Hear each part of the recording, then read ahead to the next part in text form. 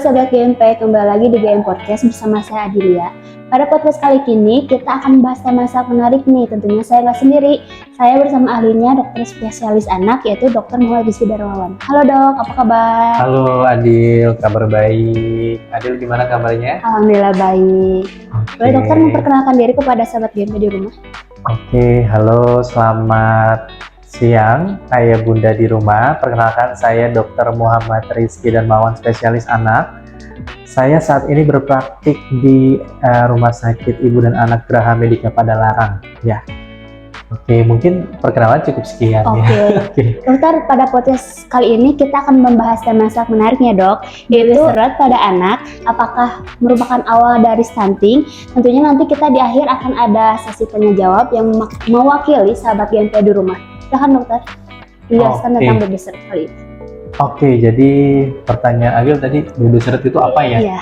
Ya, baby seret ya. Jadi, ini baby seret ini merupakan salah satu keluhan yang banyak banget saya temukan di lapangan ya. Jadi, di praktik maksud saya, di lapangan ya. Jadi, kebanyakan orang tua ya datang berobat batuk pilek, habis itu di akhirnya nanya, dok, anak saya kok berat badannya sulit naik ya, gitu ya. Jadi sebenarnya apa sih baby seret itu?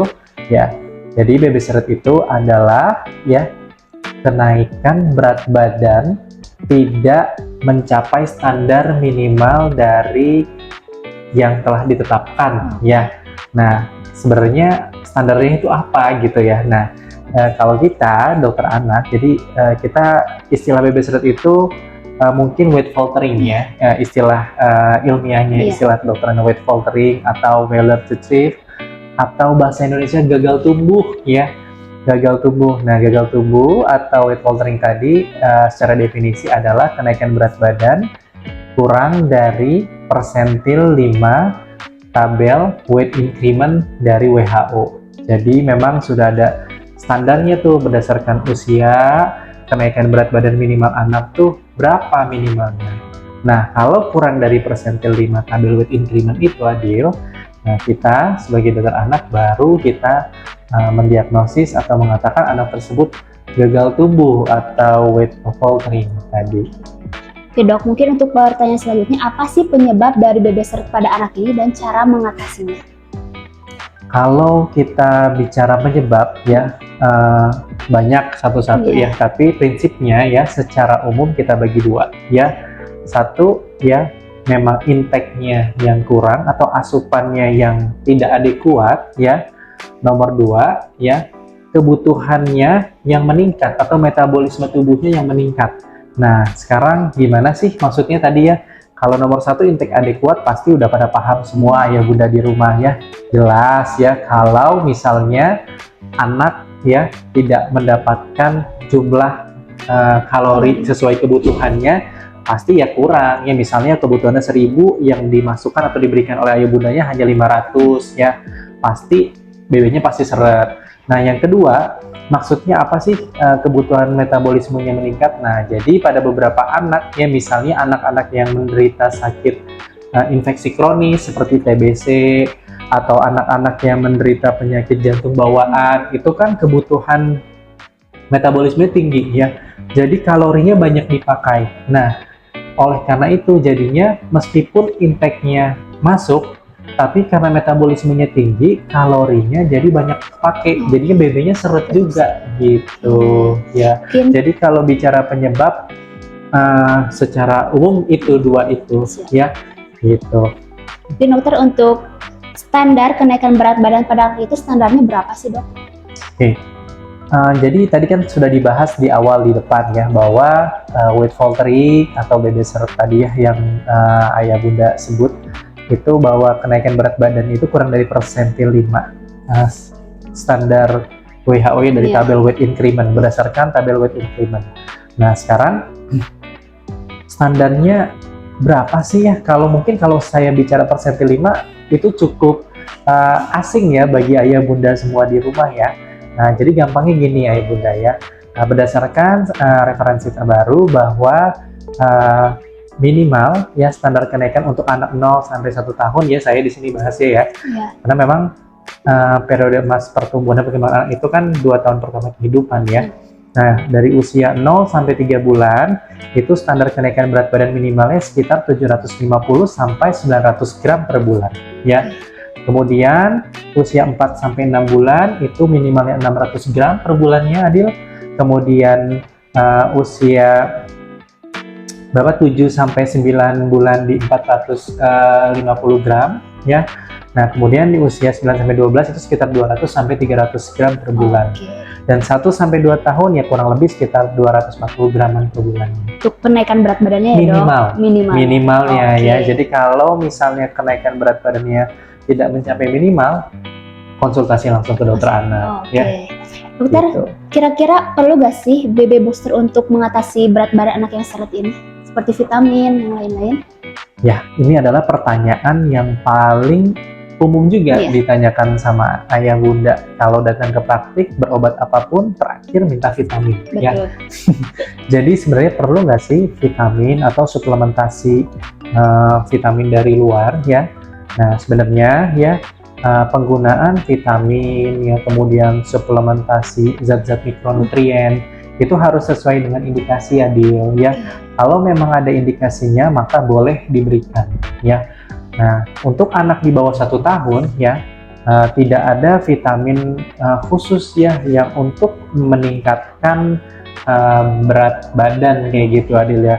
Nomor 1 adalah praktik pemberian makannya dulu ya. Jadi memang praktik pemberian makannya dulu yang harus dibenerin ya. Ayah bunda jangan langsung dikit-dikit bebe seret serahkan pada vitamin ya. Gitu. Bebe seret kunci apa? Tanyakan pada vitamin ya, nggak boleh begitu ya. Jadi vitamin boleh apa enggak? Boleh aja ya, tapi yang pertama harus sesuai indikasi.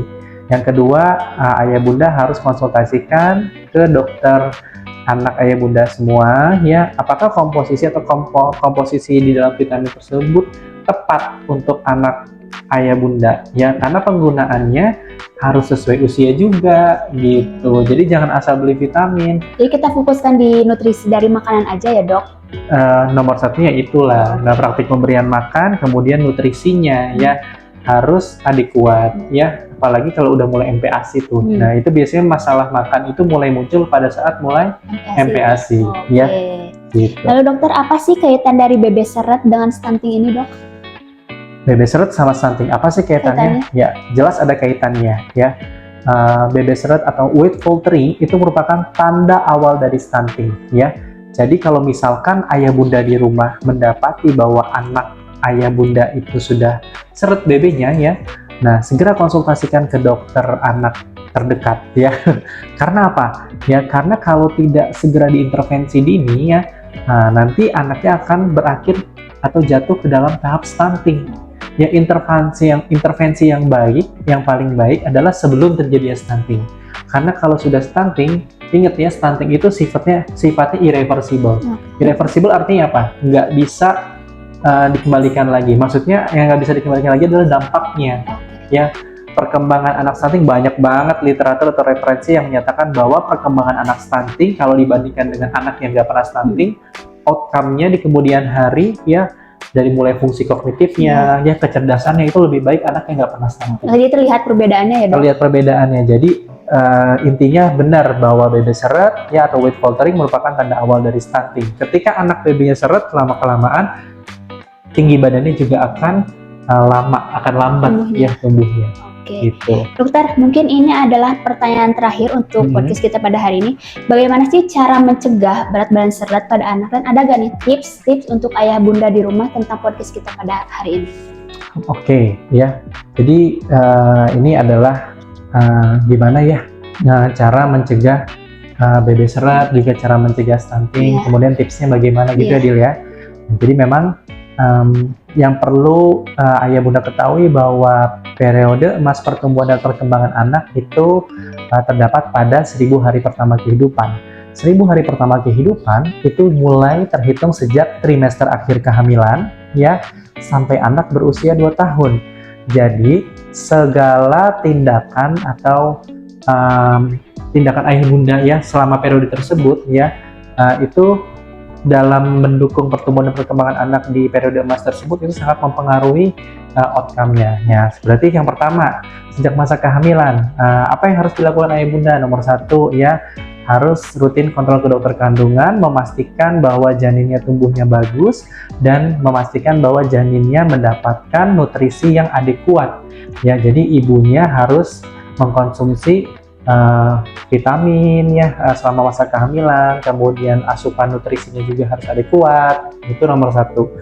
Yang kedua, setelah lahir ya anaknya harus mendapatkan ASI ya, terutama minimal aja dia dapat ASI eksklusif ya selama minimal 6 bulan ya. Ketiga, ya MPASI-nya juga harus tepat ya. Ya, nanti ada lagi ya kita bahas tentang prinsip MPASI yang bagus tuh gimana, itu ada lagi nanti ceritanya panjang ya.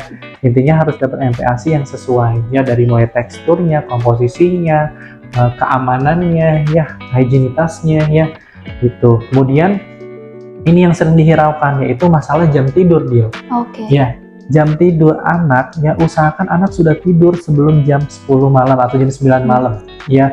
Karena berkaitan dengan apa nih? Berkaitan dengan growth hormone itu, hormon pertumbuhan itu dirilis pada saat sekitar jam 11, jam 12 setelah anak mulai tertidur pulas ya. Nah, jadi kalau anak yang jam tidurnya juga terganggu ya, itu biasanya, ya bukan biasanya, pasti akan mempengaruhi dari sirkulasi si growth hormone dalam tubuh, jadi akan mempengaruhi pertumbuhannya juga dia.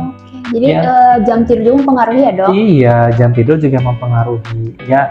Nah kemudian ya yang kelima apa ya, praktik pemberian makannya harus tepat ya. Ya seperti menerapkan feeding rule, aturan makan ya, jadwalnya harus ada ya, kemudian lingkungannya juga harus mendukung, tidak terdistraksi dengan mainan atau screen time ya, gadget ya pada saat makan ya. Kemudian tidak memaksa anak untuk makan atau memberikan reward sebagai hadiah kalau anak mau makan gitu, itu juga salah ya. Jadi intinya praktik pemberian makannya juga harus tepat ya.